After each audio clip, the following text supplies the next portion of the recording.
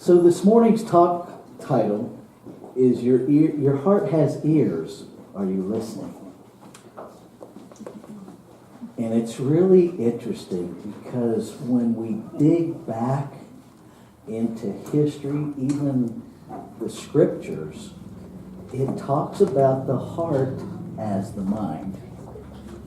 And somehow through this process of human evolution, we have gotten a little bit confused that the brain is our mind.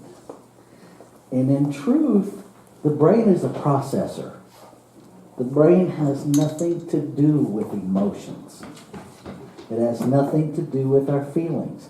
It is simply a center of dispersing signals to the rest of our being. What we're actually finding out now is that the heart tells the brain when to send those signals for us to feel emotions.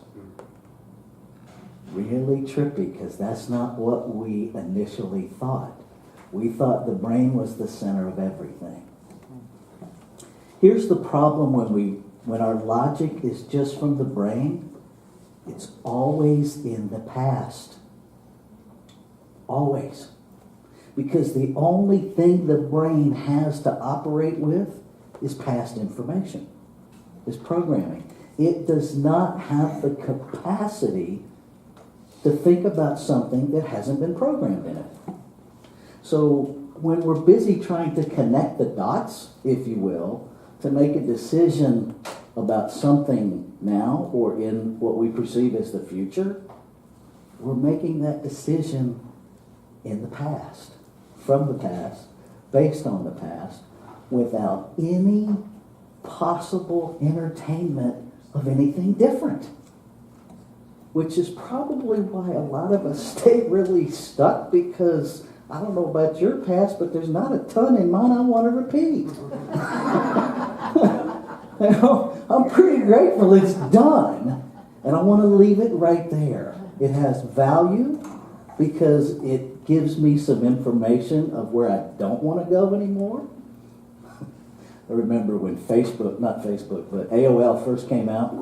Anybody old enough to remember AOL? Back when we had the dial-up. And they had the chat rooms.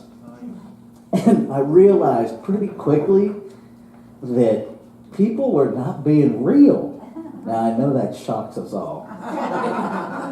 That, sitting in the privacy of your living room, you can literally be anybody you want to be. And so I started taking notes when people would say something, and then I'd reference it later, and if they didn't have any idea what I was talking about, they went in my Don't Go There list. And that's exactly what I titled it, Don't Go There. Okay. We need a Don't Go There list from our thoughts. And I think we really, especially in new thought, we need to reframe what we mean by thought. Most of our thinking isn't thoughts, it's thinking about thoughts. Okay? It's noise about thoughts. The thought that Ernest Holmes was talking about that's creative is the nudge of the heart, not the head. Because how many of us, we speak our word till we're blue in the face and nothing changes? Anybody else ever had that experience? Just me? Okay. I can be unique. I'm good with that. What's happening is there's no feeling attached to it. And if there's no feeling attached to it, there's no belief attached to it. It's just information. 2 plus 2. We don't get all emotional about 2 plus 2. It's just information. But let somebody tell us that 2 plus 2 doesn't equal 4 and watch what happens. All of a sudden, it challenges a belief that is so deep and so integrated in our being, we have some feelings about that. It's called cognitive dissonance. If you're not having cognitive dissonance, you're not changing your beliefs. Now that's the good news and the bad news. If you stay in your comfort zone, guess what changes? Absolutely nothing. And we've talked about this before. The first step is important, but I'm still in my comfort zone, aren't I? I've created a pivot foot. So I'm going to test the waters a little bit outside my comfort zone, but I'm not leaving. It's the second step that changes something. Get out of the comfort zone. You have to grow. And none of us are still crawling around in diapers, so I'm guessing we kind of appreciate the growth process. So we can do the same thing spiritually. Psychologically, remember these 4 letters, TFUA. Your thoughts create your feelings create your urges, and your urges create your actions. Okay? It's important to remember that so that wherever you wake up, you can go from there. If all of a sudden you realize you're engaged in activity that does not represent your heart, okay, so then I can backtrack. What urge, what nudge did I have? What feeling created that nudge? What was I telling myself that created that feeling? And that's how we begin to take control and change our thoughts. Now, what I want you to really get is while that involves your brain, it's not a process of your brain. It's a process of your heart. Check this out. There are studies, and I pulled up several medical journals. Heart transplant patients, there are so many documented cases where heart transplant patients are changed based on what they got from the donor. The one that just totally blew me away.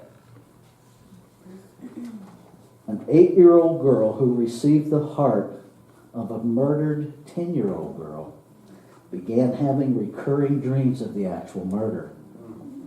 The girl was taken to a psychiatrist, which concluded that the girl was recounting a real incident. After contacting the police, they were able to provide clues, time, weapon, place, clothes worn of the murderer that the little girl said she saw, which led to the arrest and conviction of a cold case murder. You can't make this stuff up. Okay? The heart knows stuff. It knows stuff from the collective consciousness. Here's another one that'll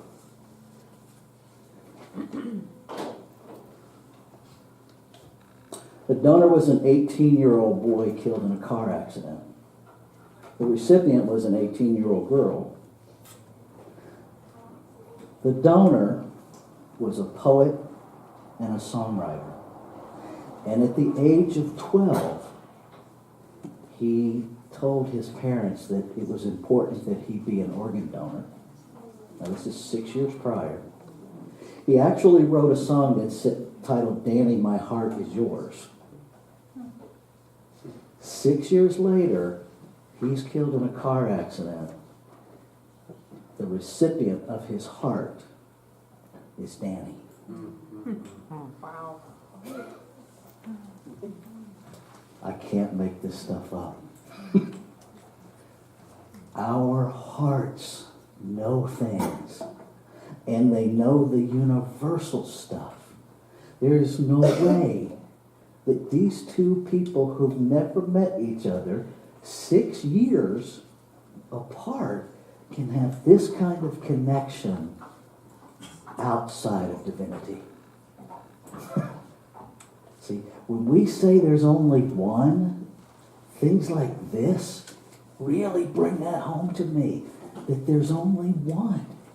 And if we all share this electromagnetic field, And now we're finding out that the heart communicates to the brain through electromagnetic waves and tells the brain how to manage this vehicle that our spirit is traveling in.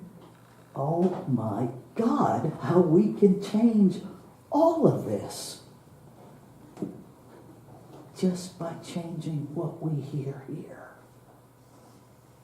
See, we get lost in, we have to get all this doing and we have to change other people. And what's interesting is that, we're really split right now in our country and really pretty much across the world. And both sides are doing exactly the same thing, trying to change the other side. The liberals are trying to change the conservatives are pointing fingers and trying to change the liberals. And what would happen if we all just got about the business of listening to our own heart and changing us? Because interestingly enough, those of us who rail against Hitler are doing the same thing. Hitler thought he had the right answer. And if you think you have the right answer, you're doing the same thing. Now I get that's uncomfortable to touch. Because we instantly want to go to, yeah, but my thing is right. My thing's not hurting anybody. If you talk to the people you're trying to change, I'll bet you get a different take on that. Because they feel hurt by it. They feel unseen by it. They feel negated by it. See, it's not our job to change each other. It's not even our job to change ourselves. It's our job to wake up and pay attention to what has always been in residence. There's nothing outside of you that you can go get and put in you to make you better than perfect. How do you do that? How do we improve perfection? We can't. But what we can do is wake up. We can learn to listen. We can start turning this off and listen to this. Now, if your experience is anything like mine and other folks that I've talked to, it's a lot more comfortable to listen to this because it's more familiar. It says things that I'm actually comfortable hearing because, look back to the beginning, it's dealing with past information. It's regurgitating what I've asked it to tell me. So yes, it's more comfortable to hear. It's what I programmed it to tell me. It's a beautiful self-fulfilling prophecy and quite limited. See, the heart will call you to do things that make you uncomfortable. It will call you to put on a suit and tie and give up football on Sunday to come be a minister. It'll tell you to leave the perfect slow pace of the Appalachians and the Smokies in the South where I don't need a translator and come to California.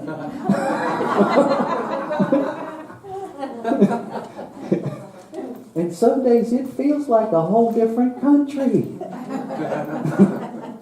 Because y'all move real fast. And I just can't hear that quick some days. But it will call us to do things that make us uncomfortable. When I got envisioning over and over again, you need to be done with ministerial school by 2017. I literally, more than once, excuse me, is there someone else I could talk to? Because that's crazy. It's a 3-year program and that's 2 years out. And it happened. Because I said yes to this. And I stopped saying no to my head. And I invite you to consider that saying yes to your heart doesn't have to mean you say no to your head. because that sets up an argument. And what if you just stopped arguing? What if you acknowledged, I hear you, I get you. And yes, from everything that I've experienced up to this point, you're absolutely correct. Thank you for stopping by. Thank you for reminding me. And we treated our brain with kindness instead of taking out the 2x4 and wailing on it, because really there's stuff in there we need. If I'm driving down the road and all of a sudden I hear I would like to be able to access the information that tells me how to change my tire.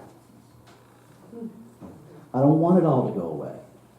I remember sitting with my practitioner maybe 6 months ago, and what came out of my mouth was, I'm sick of these freaking memories. To which she instantly said, so you want Alzheimer's? And I was like, well, no. She's like, how else will you get rid of those memories? Alzheimer's, dementia, some form of it. And what she suggested was really profound at the time. It may be I find a way to appreciate those memories, because they brought me here, and I can appreciate them without letting them dictate to me. Now, that was new news. That was new information. Because even though I was raised feeling this heart, I was also raised that this is what I feel on Sundays, and this is what runs me the rest of the week. And then I come back on Sunday and make atonement for all of the things that this made me do that this told me not to. And we go do it again. And I'm learning a different way. I'm learning to let the heart lead. But I have to be willing to hear it. See, God talks directly to the heart. Check this out. Proverbs. Incline your ear and hear the words of the wise, and apply your heart to my knowledge. This isn't new. Proverbs 23. As he thinks in his heart, so he is. See, we have to get really clear that new thought doesn't mean what we're practicing is new. It's actually a call to action to have a new thought. We're not creating new thoughts. We're calling ourselves to have them. And I'm inviting you this morning to have them here. To listen here. Leonardo da Vinci. I love those who can smile in trouble, who can gather strength from distress and grow brave by reflection. 'Tis the business of little minds to shrink, but those whose heart is firm and whose conscience approves their conduct will pursue their principles unto death. That's what I want. I want to live so clearly from here that nothing you do or say matters to me anymore. That even when it's uncomfortable, even when I don't understand, what I get is that if I say yes to this, everything is already taken care of. But this tells me I need to see it. See, we have this disconnect. The brain says, I'll believe it when I see it. And the heart says, you'll see it when you believe it. And my experience is the heart is far more accurate. Because in those times when I've actually said, I'll see it when I believe it, then I actually see it and I don't believe it. They're only doing it now because I said that. See, if I hadn't have said something, they wouldn't even be doing it. And we start discounting it. So we've proven over and over again that it's not true, that when we see it, we'll believe it. And that's because the heart knows that just because I see it doesn't make it so. Humans are really good at manipulation. Maybe you haven't noticed that. Maybe you don't have a mirror.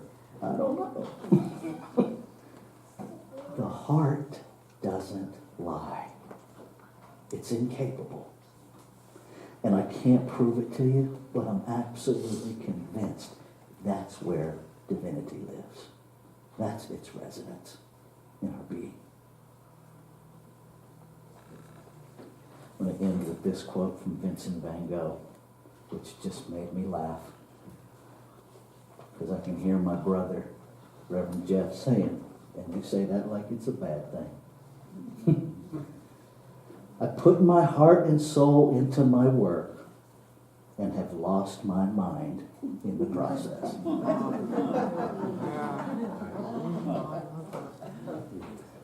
Maybe if we'd all lose our minds, we could find our hearts.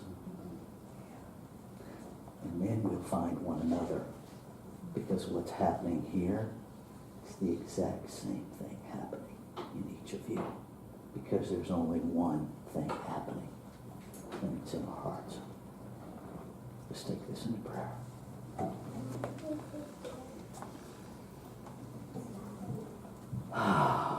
Breathing. Allowing my attention to drop that 18 inches to where the divine resides in my being. I recognize that this one is all there is, that there is no other, that this one is perfect peace, infinite intelligence. It is that knowing that recognizes itself in every aspect of creation.